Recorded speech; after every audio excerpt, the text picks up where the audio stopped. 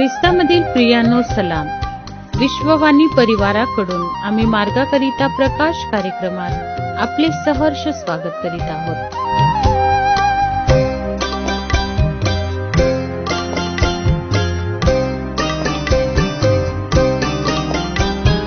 पूर्व दिशेला उगवे तारा, हर्षमनी दाटला. दाविद नगरी जन्मे तारक, जाऊ सत्वर चला. पूर्व दिशेला उगवे तारा, हर्षमनी दाटला. दाविद नगरी जन्मे तारक, जाऊ सत्वर चला.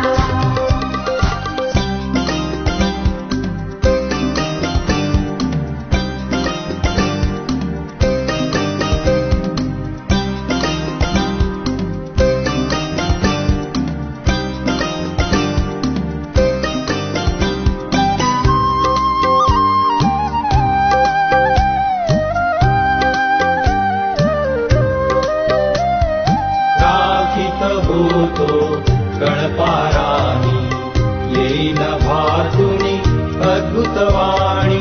राखीत होतो गणपारानी, येईन भातुनी अद्भुतवाणी. दूत मंडळी गाती गाणी, दूत मंडळी गाती गाणी. भिऊ नका ऐका शुभवार्ता, भिऊ नका ऐका शुभवार्ता. ख्रिस्त आज जन्मला, दाविद नगरी जन्मे तारक, जाऊ सत्वर चला. पूर्व दिशेला उगवे तारा.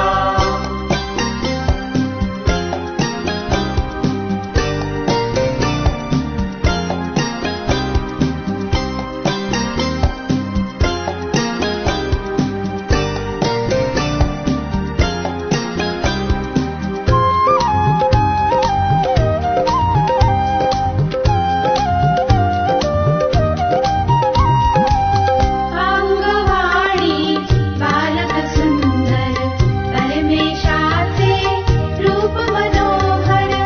अंगवाणी बालक सुंदर, परमेशाचे रूप मनोहर. प्रेम पित्याचे किती आम्हावर, प्रेम पित्याचे किती आम्हावर. धन्य झाली पृथ्वी सारी, धन्य झाली पृथ्वी सारी. पाहुणी कर्त्याला, दाविद नगरी जन्मे तारक, जाऊ सत्वर चला. पूर्व दिशेला आजच्या मननाकरिता देवाचे वचन मत्तेकृत सुवर्तमान अध्याय 1 24 आणि 25 ही वचने. मत्तेकृत सुवर्तमान अध्याय 1 24 आणि 25 ही वचने. तेव्हा झोपेतून उठल्यावर त्याने प्रभूच्या दूताने आज्ञा पिल्याप्रमाणे त्याने आपल्या पत्नीचा स्वीकार केला. तरी तिला पुत्र होईपर्यंत त्याने तिला जाणिले नाही. त्याने त्याचे नाव येशू असे ठेविले.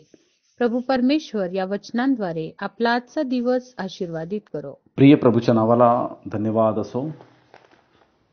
हा सुंदर महिना देवबापाने आमच्या आयुष्याला जुळला की या दिवसामध्ये आपण नाताळ हे सण साजरा करत आहोत.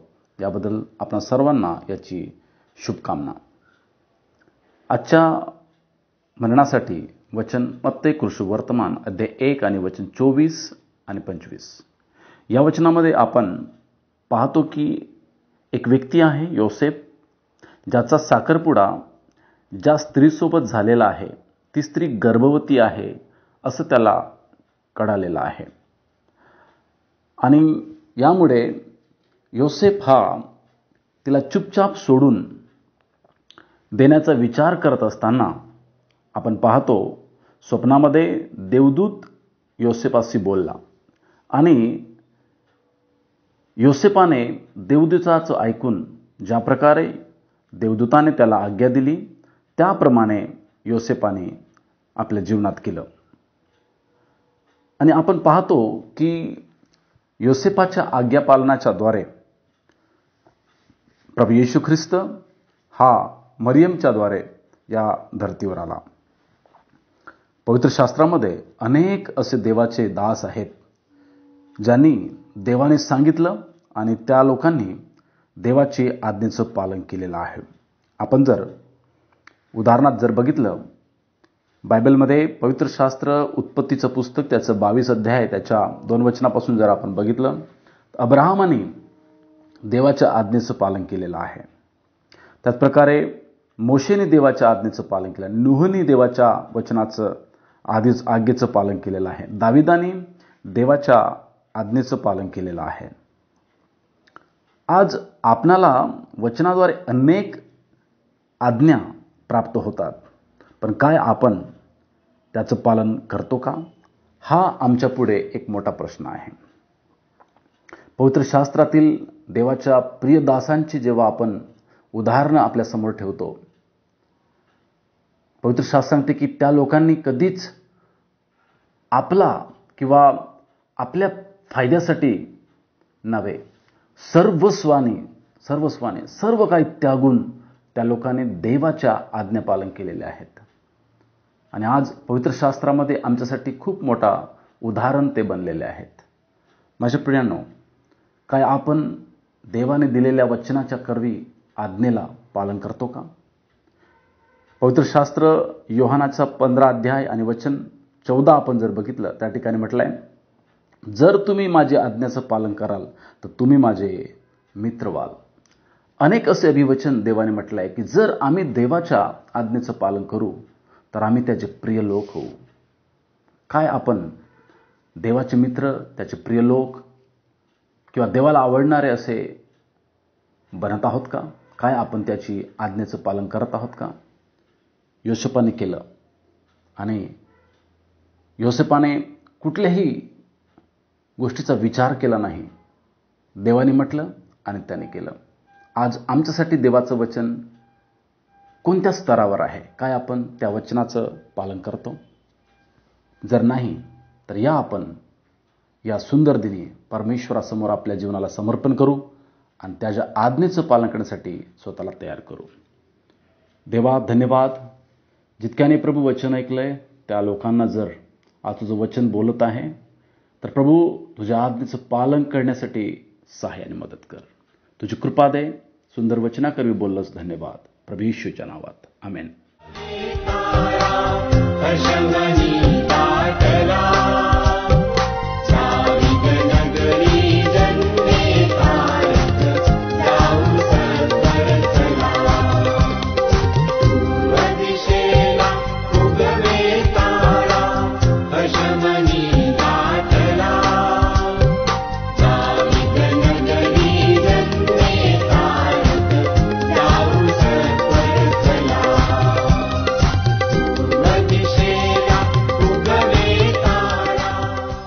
माझ्या दुःखात माझे सांत्वन हे आहे की तुझे वचन मला नवजीवन देते. आमचा टोल फ्री नंबर 1-800-2700-333. आम्ही आपणासाठी या नंबरवर प्रार्थना करण्यास उपलब्ध आहोत. धन्यवाद.